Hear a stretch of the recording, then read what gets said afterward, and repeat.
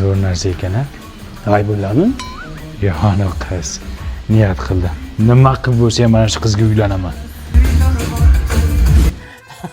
Endi so'raganning aybi yo'q. Kelin bola nima ish qiladi?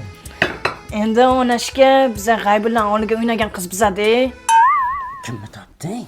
Onajon, G'aybullan oldida o'ynash hammaga emas. Olaman.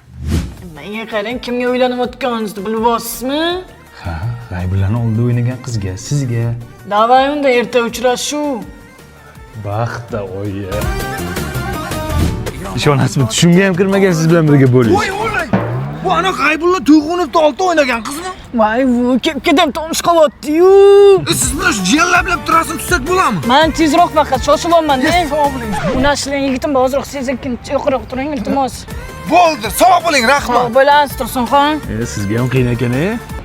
Qanday qilib G'aybulla bilan o'ynagandingiz? Va eslay aytsam boru, shunaqa qiyinchilik bor edi boshimda. Intildim, harakat qildim, yashash uchun kurashdim. Voy, 3 kishi ko'ryaptim primoyizda. Endi bu ham omadda. Yashang, yashang. Dunyoning shodligi yig'ilsa butuni, do'stlar diydoridan bo'lolmas ustun. Bugungi kechamizning qahramonlari Jasurjon hamda Jamilaxonlarning Uchirab o'zing qanaqa Jamila? Ana G'aybullan o'g'liga o'ynagan qizdi. Tushundingmi? Sen bir G'aybullan oldida o'ynamaykan, ey! Michael Jackson oldida o'ynasang nima deyarding?